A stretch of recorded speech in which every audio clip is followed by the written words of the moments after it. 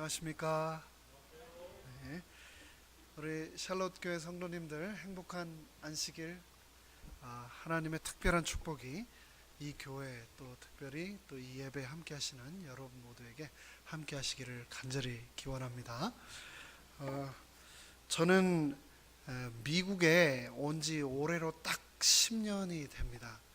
정말 시간이 빠른 것 같아요.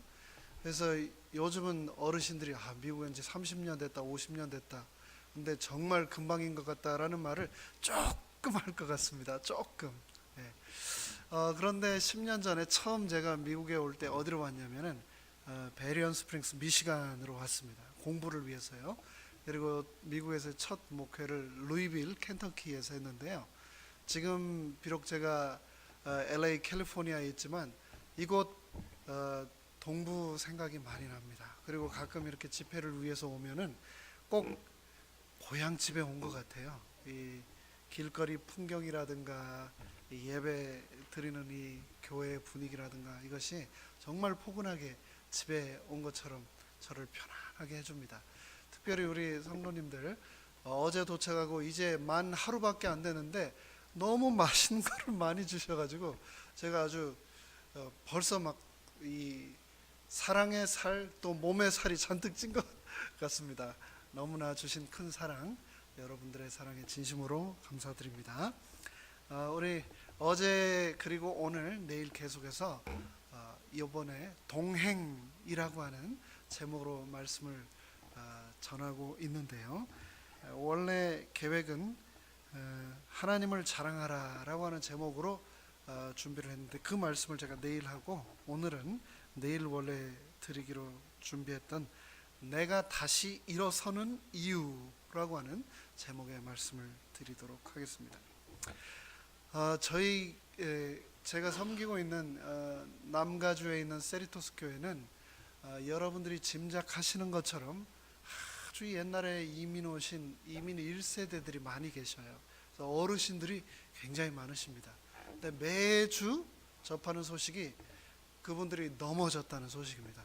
화장실에서 넘어지셨다, 목욕탕에서 넘어지셨다, 현관에서 넘어지셨다. 이 넘어지신 분들을 위해서 계속 기도하고 방문을 하고 하는 것이 거의 일상이 됐습니다. 그런데 사람은 누구나 다 넘어질 수 있죠, 그렇죠?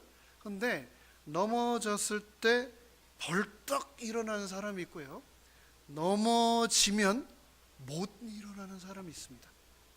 어린 아이들은 걸음걸이를 배울 때 하루에 수백 번도 넘어집니다. 그러나 스프링처럼 일어나죠. 근데 우리 어르신이 되면은 그 건강하시고 그 대단하셨던 분들이 언젠가는 이제 넘어지면 못 일어서시는 그런 경우들을 제가 보았습니다. 오늘 드릴 말씀의 제목, 내가 다시 일어서는 이유. 넘어질지라도 우리가 왜 다시 일어서야 되는가 함께 생각을 해 보겠습니다. 제가 미국에 온 이후로 또 특별히 캘리포니아 목회를 나간 이후로 원래보다도 조금 체중이 더 늘었습니다. 그래서 이제 늘 걱정인데 그곳 캘리포니아에 있으면서 이제 방문을 다니면 운전을 많이 하잖아요. 그런데 이 운전을 할 때 제가 선글라스를 좀 부지런히 안 끼고 다녔거든요. 그랬더니 눈에 한국말로는 뭔지 모르겠는데 털지움이라고 하는 게 생겼습니다. 그래서 수술을 해야 됐어요. 그래서 눈에 그 수술을 했는데 그리고도 조금 조심을 안 했더니 그 수술을 또 다시 해야 됐습니다. 재발을 그렇게 잘한다고 그래요. 그래서 3번이나 그 똑같은 수술을 하고 나서 우리 안과 선생님께서 선글라스를 열심히 껴야 된다고 얘기를 하셨어요. 그래가지고 제가 엄청나게 그 이후로 수술이 무서워서 선글라스를 열심히 끼고 다녔는데 저희 집사람이 제가 선글라스를 끼고 다니면 자꾸 제1 국방위원장 이 북한의 김정은을 닮았다고 자꾸 놀려가지고 제가 그거를 잘 안 쓰려고 하는데 하여간 굉장히 지금도 열심히 쓰고 다닙니다. 그런데요, 우리가 무슨 경우이든지 상황이 벌어지면 그 이후에 회복이 되지 않습니까? 무리하게 이렇게 등산이나 운동을 하고 나면 한 3일 정도 걸리세요? 근육이 이렇게 회복되는 데는 그 정도 걸리십니까? 보통 그런 것 같아요. 그리고 상처 같은 게 나면은 어린아이들은 빨리 아물고 어르신들은 조금 더디게 아물지요. 그래도 보통 한 일주일이면 아무는 것 같아요. 그런데 이 깊은 피부 속에 멍이나 이 눈 같은 데 멍이 들면은 막 한 달까지도 가는 경우를 제가 봤습니다. 그런데 이거는 정해진 게 아닌 것 같아요. 사람마다 다 틀린 것 같아요. 그런데 보면은 참 신기하죠. 어떤 사람은 굉장히 빨리 아무는데 어떤 사람은 똑같은 상황인데 굉장히 더디게 아물고 그래서 애를 먹는 경우를 봤습니다.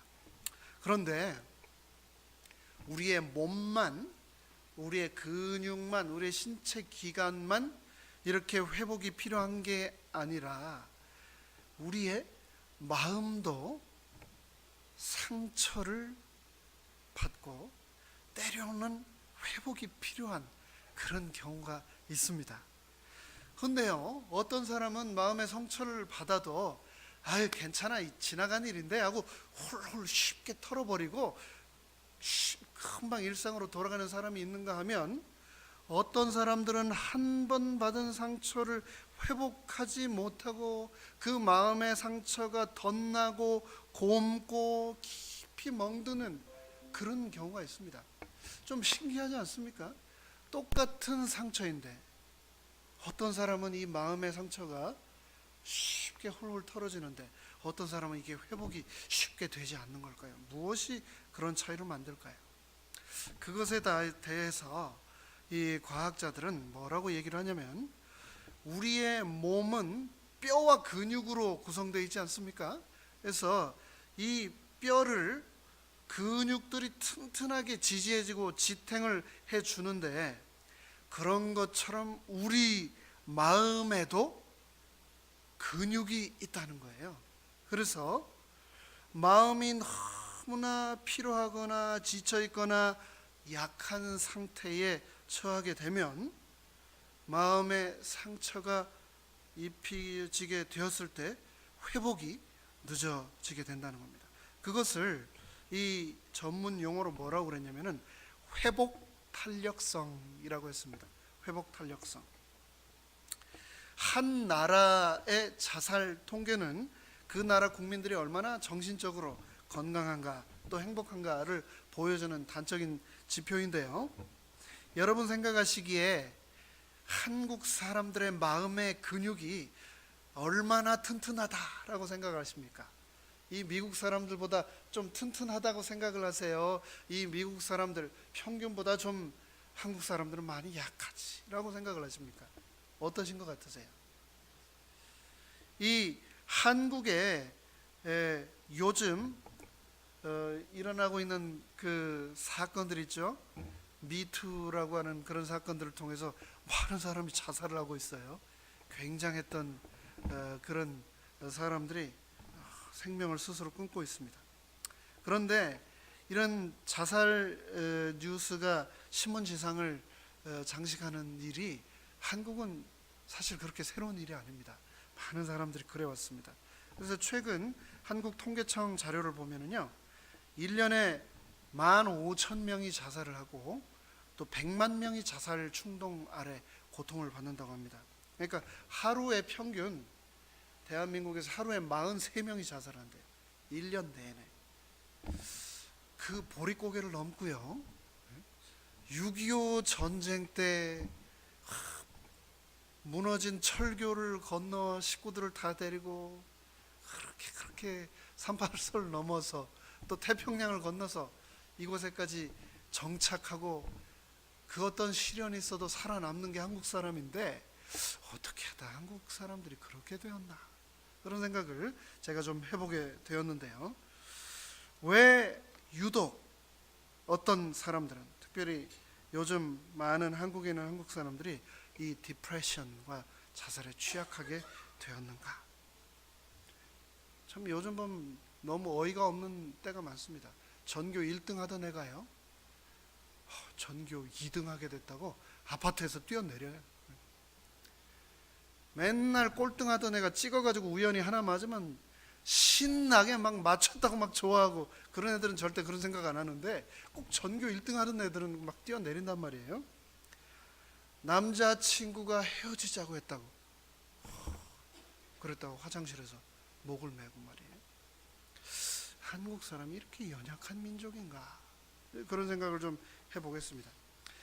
똑같은 상황인데 어떤 사람은 넘어지면 유리공처럼 완전히 산산이 부서져 버리는 사람이 있는데, 어떤 사람은 떨어지면 고무공처럼 더 높게 튀어오르는 사람이 있습니다. 무엇이 그 차이를 만들까? 그게 제가 이제 갖게 된 의문이었습니다.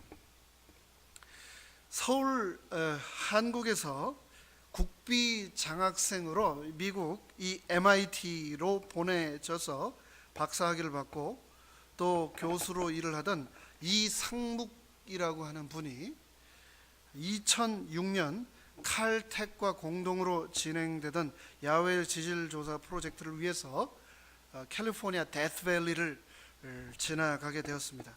근데 사람도 없고 인적도 없고 길도 제대로 되지 않은 그런 곳이잖아요. 그 데스밸리 지역을 이렇게 쭉 야외 지질 조사를 위해서 막 차량이 달려가다가 그만 전복 사고가 일어났습니다. 차가 뒤집어졌어요. 그래서 이 이상묵 교수가 그러고 나서 딱 눈을 떠보니까 3일이 지났는데, 눈을 떠보니 눈을 깜빡거리는 것 외에는 손가락 발가락 온몸을 하나도 움직일 수 없는 전신마비 환자가 되어버렸습니다. 목이 부러진 거예요. 5대양 6대주를 탐험하던 지질학자가 대소변 하나도 못 가리고 손가락 하나도 움직일 수 없는, 그래서 죽을 때까지 침대에서 눈만 깜빡거려야 되는 그런 처지가 된 겁니다. 사고 후 3개월 동안 LA 병원에서 온갖 의료 장비를 주렁주렁 달고 기계에 의해 생명을 유지하던 그가 3개월 만에 한국으로 귀국을 했습니다. 그럼 많은 사람들이 다 뭐라고 했냐면 얼마 못 살 거야 라고 생각을 했습니다. 그런데 모두의 예상을 깨고요, 이 이상묵 씨가 6개월 만에 서울대 강단에 복귀를 했습니다. 이 사람 휠체어를 타고. 또 다른 한 사람의 이야기를 해드리겠습니다. 에이미 멀린스라고 하는 사람 혹시 아시나요? 굉장히 유명한 운동선수이면서 또 동시에 모델인데, 이 에이미 멀린스는 선천적 기형으로 태어날 때부터 종아리 뼈가 없어가지고 1살 때 2다리를 절단하는 수술을 했습니다. 1살짜리 여자의 2다리를 절단을 한 거죠. 그래서 평생 의족을 끼고 살아야 했습니다. 그런데 에이미가요, 1996년 장애인 올림픽에서요 100m를요 15초 77에 돌파를 하면서 신기록을 세우며 금메달을 땄습니다. 저는 2다리가 멀쩡해도 100m를 22초에 간신히 뛰는데 2다리가 없는 이 아가씨가 의족을 끼고 100m를 15초에 뛰어낸 겁니다. 그리고 영국 패션 디자이너 알렉산더 맥퀸의 이 런던 쇼에서 수공예로 만든 구두 일체형 의족을 끼고 패션쇼의 런웨이를 걷고요, 책을 저술하고 강연 활동을 펼치고, 그리고 영화 배우로까지 얼마나 왕성하게 활동을 하고 있는지 모릅니다. 그래서 피플즈가 선정한 아름다운 여성 50인에 당당하게 그의 이름을 올렸습니다. 도대체 2다리도 없는 이 여인이 어떻게 이 모든 시련을 다 극복해 낼 수 있었을까? 성경에 보면 성경에도 아예 처음부터 성격적인 결함, 또 환경적인 결함, 또 상황적인 결핍 때문에 실패를 하고 넘어지는 사람들이 참 많이 등장을 합니다. 그런데 그 시련에 의해서 넘어져서 유리공처럼 깨져버리는 사람이 여전히 있고, 그럼에도 불구하고 그런 시련이 그를 더 고무공처럼 더 높게 튀어 오르도록 하는 그런 사람도 있는데, 그렇게 시련과 역경이 도리어 큰 동기부여가 되어서 더 큰 일을 이루어내는 사람들을 볼 때마다 우리가 참 마음에 큰 감동을 얻습니다. 예수님께서 30년간 이 땅에서의 삶을 마치고 공생애를 시작하시면서 3년 반이라는 시간 동안 밤낮으로 동행하며 많은 제자 중에서 특별히 12명의 제자들을 마지막 순간, 예수님의 십자가 그 순간을 위해 그 12제자들을 준비시켰습니다. 그런데 십자가의 시련이 다가오자 그 12명의 제자들이 어떻게 됐습니까? 고무공처럼 튀어 올랐습니까? 단 한 명도 남지 않고 유리공처럼 다 박살나버리고 다 도망쳐버리고 다 예수님을 부인하고 산산이 깨어져 버렸죠. 그런데 그 12명의 제자 중에 유일하게 깨어지지 않았던 한 제자가 있는데, 그 제자가 바로 요한이었습니다. 요한.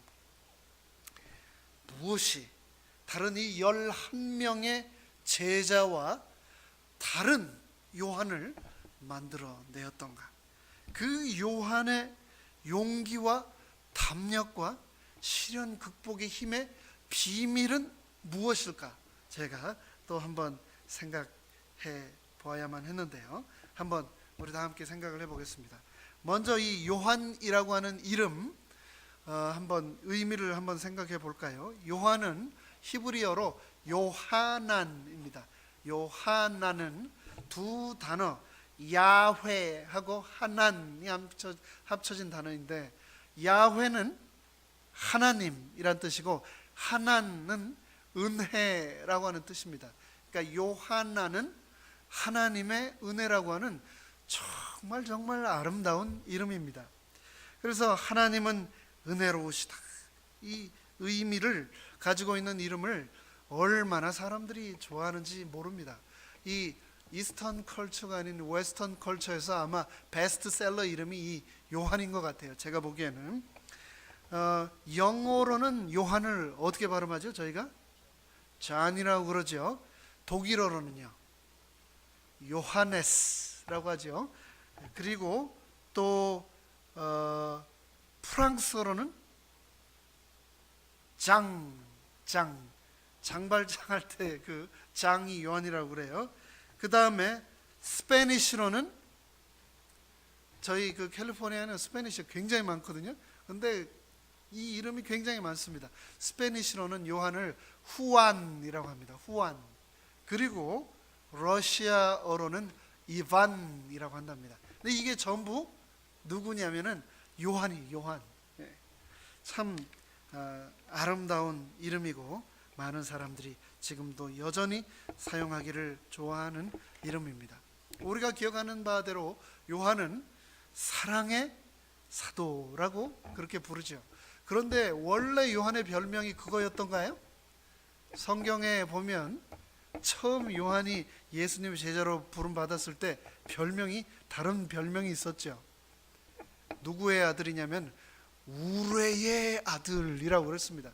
건드리면 막 벼락치는 것처럼 화를 내고 막 자기 그 템퍼를 참지 못해가지고 굉장히 거칠었던 그런 면모가 다 드러나고 있습니다. 누가복음 9장 51절로 56절에 보면 예수님이 예루살렘으로 가시는 길에 사마리아 마을을 경유해 가는데 사마리아 사람들이 유대인이라고 예수님을 못 가게 막았지요. 그러자 요한이 제일 앞에 나서면서 뭐라고 얘기하냐면, 예수님, 저 사마리아 사람들 하늘에서 불이 내려 다 태워버리라고 그냥 기도를 할까요? 라고 예수님 앞에서 막 화를 참지 못하는 그런 모습이 등장합니다. 또 누가복음 9장 49절로 50절에 보면 예수님이 지나가시는 그 길에 다른 사람들이 예수님의 이름으로 귀신을 쫓아내는 그 모습을 보고 그 사람들을 막 잡아다가 멱살을 흔들면서 네가 뭔데 우리 선생님 이름으로 귀신을 쫓아 라고 하면서 계속 이러면 너 가만히 안 둘 거야 라고 막 협박을 하고 으름장을 놓는 장면도 등장을 합니다. 이런 내용들을 보면 요한이 절대로 너그럽고 마음이 넉넉한 사람이 아니었다라는 것을 우리가 알 수 있습니다. 그런데 그럼에도 불구하고 어떻게 요한이 사랑의 사도가 될 수 있었을까? 모든 제자들이 다 예수님 곁을 떠났는데도 불구하고 끝까지 예수님을 지킬 수 있었을까? 그 비밀을 저는 요한복음 13장 23절에서 찾을 수 있었습니다. 이 구절을 제가 한번 읽어드리겠습니다. 예수의 제자 중 하나 곧 그가 사랑하시는 자가 예수의 품에 의지하여 누웠는지라.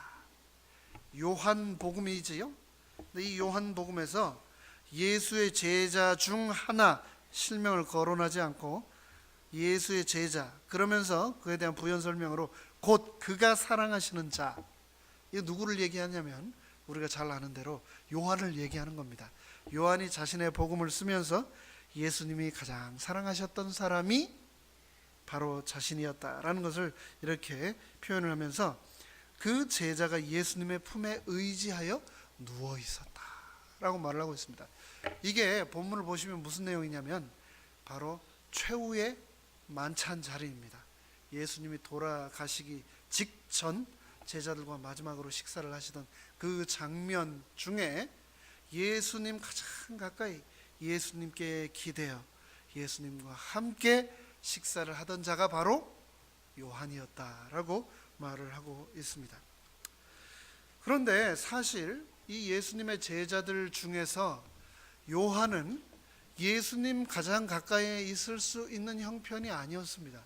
가장 나이가 많은 제자도 아니었고 그가 가장 힘이 세거나 수석 제자도 아니었습니다. 그가 트레저도 아니었어요. 예수님의 품에 가장 옆에 있을 수 있는 사람은 베드로나 가룟 유다 같은 사람이었을 겁니다. 그럼에도 불구하고 요한이 예수님 곁에 있을 수 있었던 것은 요한이 그의 삶의 가장 큰 목표가 예수님 곁에 함께하는 것이었다라는 것을 우리가 짐작해 볼 수 있습니다. 삶의 우선순위 가운데서 예수님을 가장 먼저 두었던 것을 우리가 알 수 있습니다. 그 예수님의 사랑을 충분히 받았기 때문에 사울이 바울이 되었던 것처럼 우레의 아들이 사랑의 사도가 될 수 있었던 겁니다. 예수님이 체포되셔서 다른 제자들이 다 도망치고 없을 때도 요한은 끝까지 남아 있었습니다. 수제자 베드로는 예수님 3번이나 부인하고 유혹하고 도마는 부활하신 예수님조차도 믿지 않았는데 십자가에 돌아가실 때까지 요한은 동행했습니다. 그래서 이 요한만 볼 수 있었던 장면들을 요한복음에 아주 소상하게 요한은 기록을 해놓았습니다. 십자가에서 예수님이 하셨던 말씀, 내가 목마르다. 그리고 마지막 운명하실 때 다 이루었다. 이런 말씀들을요 요한만 기록하고 있습니다. 요한만 끝까지 예수님과 동행을 했거든요. 그리고 아리마대 사람 요셉의 무덤에 장사되었던 사실, 그에 대한 묘사도 생생하게 기록하고 있는 유일한 사람이 바로 이 요한입니다. 끝까지 함께 했기 때문입니다. 부활의 소식이 전해지자 제일 먼저 뛰어갔던 제자 요한이었습니다. 그리고 다 예수님께서 부활하신 뒤 제자들을 만난 그 가운데서 갈릴리로 돌아가서 물고기를 잡고 있을 때 예수님께서 제자들 가운데 나타나셨을 때 아무도 예수님을 제자들이 못 알아봤는데 이 요한만 예수님을 알아봤습니다. 이 요한은 그 이후로도 많은 시련을 받았습니다. 그럼에도 불구하고 유일하게 12제자 중에 순교하지 않고 끝까지 임종 때까지 교회를 충성스럽게 섬기다가 눈을 감은 자로 기록이 되고 있는데요. 터툴리안이라고 하는 사람이 남긴 그 기록에 의하면 요한이 예수님의 어머니 마리아를 모시고 마리아가 죽을 때까지 계속해서 살다가 마리아가 죽은 후 로마로 갔는데, 로마에 가서도 핍박 가운데 잡혀서 끓는 기름 가마솥에 던져졌는데도 죽지 않았고, 또 햄록이라고 하는 독초로 만든 독약을 강제로 마시게 했는데도 죽지 않았고, 그래서 결국은 도미시안 황제가 어디로 보냈습니까? 반모라고 하는 섬으로 보냈죠. 그래서 거기서 18개월이라고 하는 유배 세월 동안 채석장에서 강제 노동을 하게 했는데도 불구하고 이 노인이 거기서도 죽지 않았습니다. 그래서 거기에서 요한계시록을 기록한 이후 석방되어서 에베소로 돌아가서 그 교회를 죽을 때까지 섬기며 사랑하는 자들아 너희가 서로 사랑하라 라고 하면서 많은 성경을 거기서 기록하며 예수님을 기억하며 눈 감았던 유일한 제자, 그가 바로 우리가 오늘 나누고 있는 요한입니다. 그가 이 모든 시련을 이겨낼 수 있었던 비밀은 그의 삶에서 언제나 자신이 예수님과 동행하는 삶을 사는 것을 가장 중요한 것으로 삼았기 때문이라는 것을 우리는 잘 알 수 있습니다. 여러분 하와이 가보셨습니까? 하와이?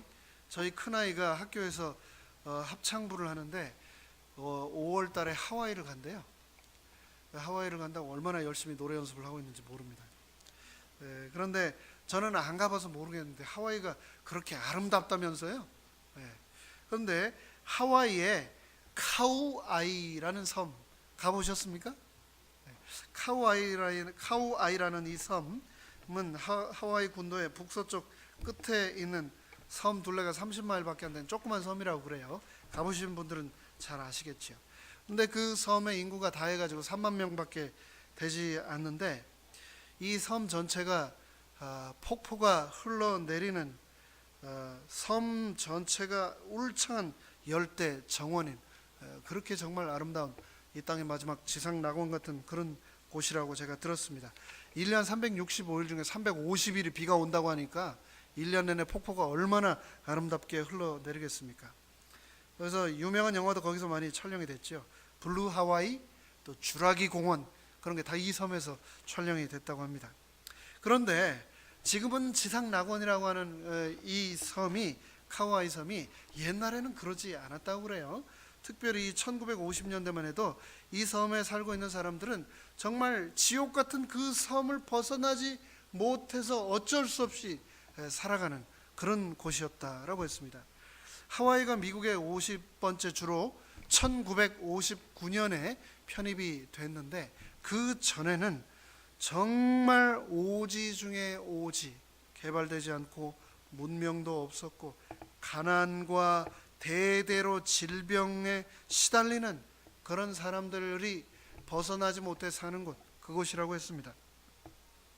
그리고 주민 대다수가 범죄자나 알코올 중독자 혹은 정신질환자로서의 그곳에서의 삶을 태어나서 마감하는 그런 곳이, 창살 없는 감옥이 바로 그 카우아이 섬이었는데, 그런 곳이었으니 학교도 아주 어지러웠을 겁니다. 교육이 제대로 이루어지지 않아서 청소년 비행이 아주 심각했다고 합니다. 그러니까 그 섬에서 태어난다는 것은 불행을 예약하는 것이나 다름없었다라고 말을 하는데요. 1953년 한국 전쟁 6.25가 끝났죠. 그 다음 해인 1954년에 어떤 일이 일어났냐면, 이 미국 본토에서 소아과 의사, 정신과 의사, 심리학자, 그리고 사회학자들, 다양한 이 학자들로 이루어진 팀이 카우아이 섬 종단 연구를 위해 이 섬에 상륙을 했다고 합니다. 여러분들 잘 아시는 대로 종단 연구라고 하는 것은 한 연구 대상자가 태어나서 죽을 때까지 추적하면서 하는 연구를 저희가 종단 연구라고 하잖아요. 거기서 이 학자들이 무엇을 연구했는가? 이 섬에서 태어난 부른 아들을 연구를 한 겁니다. 인간이 고통받을 때 어떻게 되는가를 연구를 한 겁니다. 그래서 그때 당시에는 이제 미국의 영토로도 편입되지 않았던 문명과 또 인권과 이런 것이 전혀 닿지 않는 그런 곳이었기 때문에 이런 연구가 가능했겠죠. 그래서 1955년에 이 카우아이 섬에서 태어나는 모든 신생아 833명을 전수 조사를 한 겁니다. 한 명도 빠지지 않고. 그래서 이 아이들이 엄마 뱃속에 임신되는 순간부터 태어나서 자라고 결혼을 하고 성인이 되고 늙어가는 이 과정에서 불행을 만났을 때 인간이 어떻게 되는가를 연구를 하게 된 거죠. 그래서 이거에 책임을 맡았던 사람이 누구냐면은 심리학자 에미 워너라고 하는 사람인데, 모든 연구는 항상 시작할 때 뭘 세우냐면 가설이라는 걸 세웁니다. 그렇죠? 연구가 마쳐지면 결론을 이제 도출을 해내는데, 이 에이미 워너가 가설을 어떻게 세웠냐면은 불행하고 열악한 환경에서 태어난 사람은 불행해지고 좋은 환경에서 태어난 사람은 행복하게 산다라는 가설을 세웠습니다.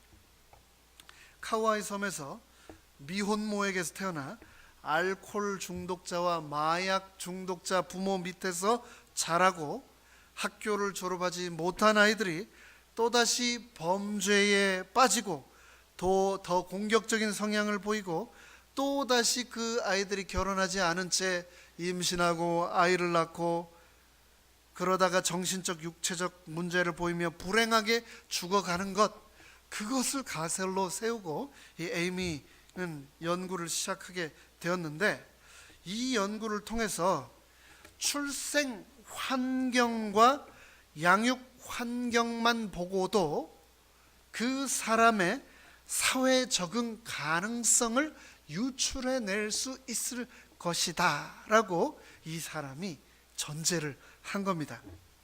그래서 이 에이미 워너가 이 833명 중에서 특별히 최고로 취약한 환경에 있는 아이들 201명을 또 다시 추려가지고 그 아이들을 고위험군으로 분류해서 연구를 집중적으로 하며 추적하기 시작했습니다.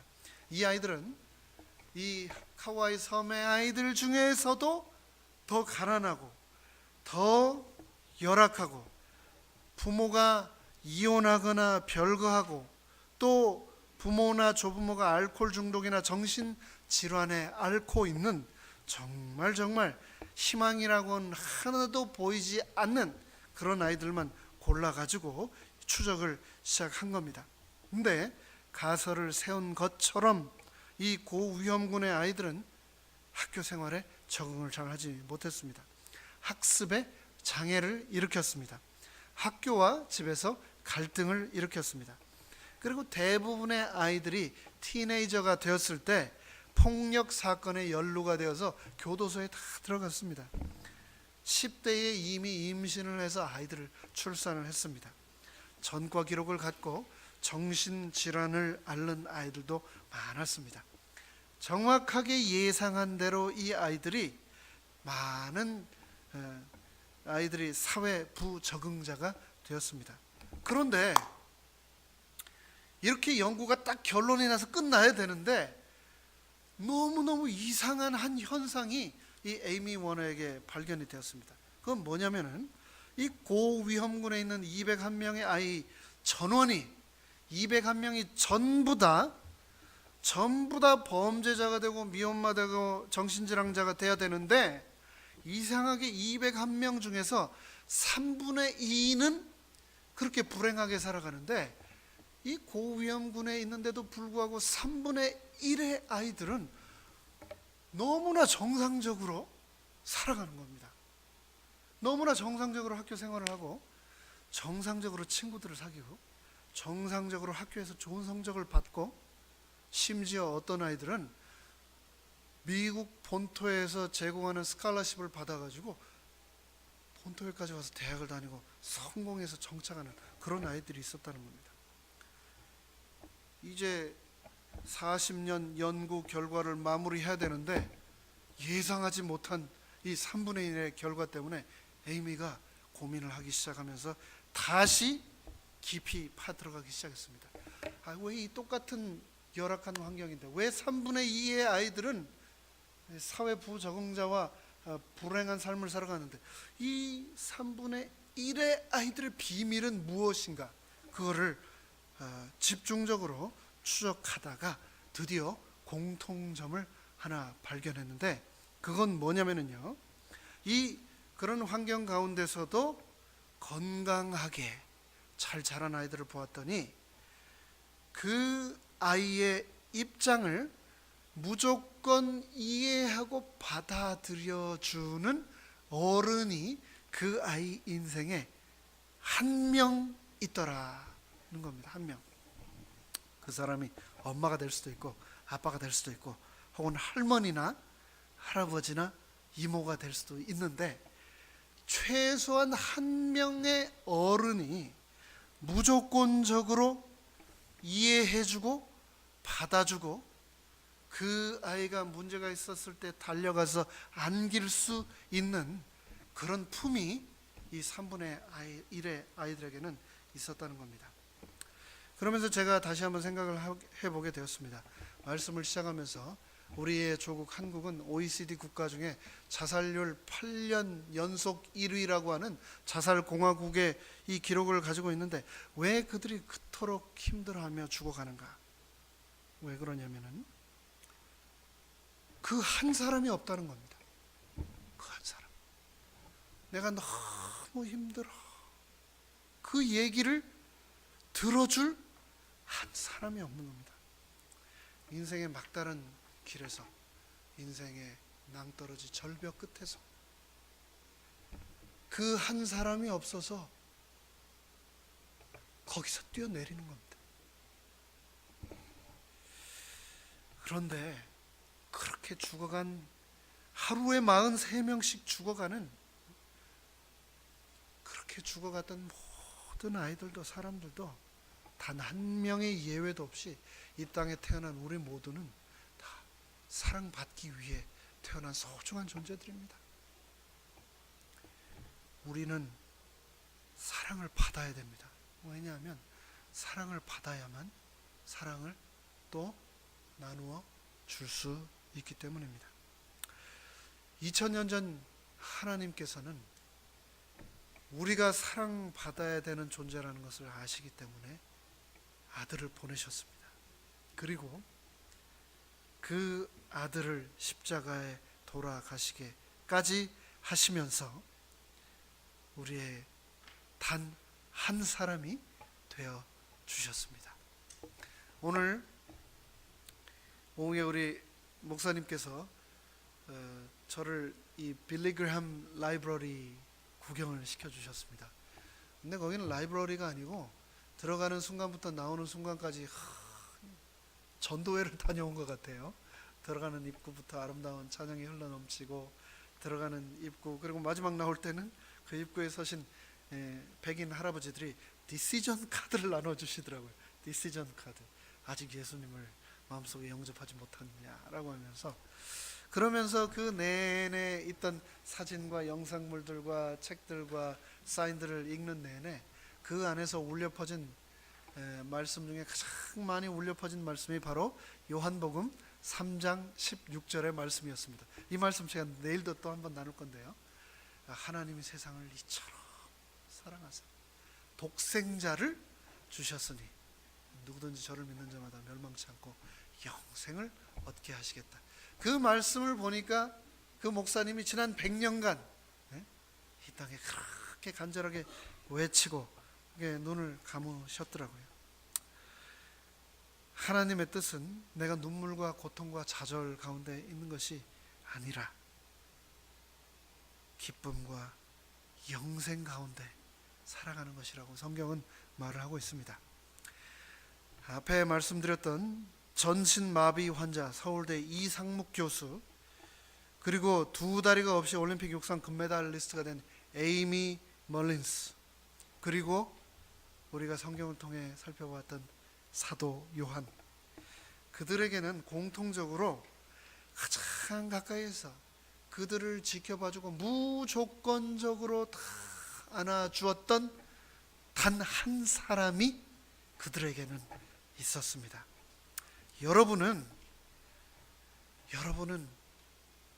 여러분께는 그 한 사람이 누구이십니까?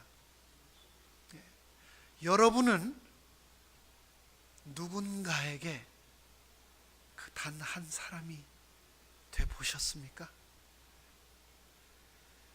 인생에 시련이 오고 내가 낭떠러지 끝에 서 있구나 라고 생각될 때 여전히 내 옆에 예수님이 계시다라는 것을 우리가 기억해야 되겠습니다. 그리고 그 누구보다도 나를 사랑하셨던 단 한 사람, 그 예수님처럼 나도 누군가에게 그 단 한 사람이 되실 수 있게 되기를 간절히 바랍니다. 요한일서 4장 10절과 11절을 읽고 말씀을 마치겠습니다. 사랑은 여기 있나니 우리가 하나님을 사랑한 것이 아니요 오직 하나님이 우리를 사랑하사 우리 죄를 위하여 화목제로 그 아들을 보내셨음이니라. 사랑하는 자들아, 하나님이 이같이 우리를 사랑하셨은즉 우리도 서로 사랑하는 것이 마땅하도다. 여기서 마땅히 서로 사랑하라는 이 사도 요한의 말씀은, 마땅히 서로 사랑하라고 하는 이 말씀은 너도 누군가에게 그 단 한 사람이 꼭 되어라 라고 하는 부탁이라고 저는 믿습니다. 우리 사랑하는 샬롯교회 성도 여러분, 나를 위해 모든 것을 들이셨던 나의 그 단 한 사람, 예수님 그 사랑이 내 인생 동행길 내내 나와 함께 하실 뿐 아니라 나도 누군가의 인생에 그 단 한 사람이 되실 수 있게 되기를 간절히 기도해 주시며 그렇게 살아주시면 감사하겠습니다. 우리 하나님의 놀라우신 우리와 함께 동행하시는 그 사랑이 이안시길 저와 여러분 모두에게 함께 하시기를 간절히 바라면서 말씀을 마치겠습니다. 감사합니다.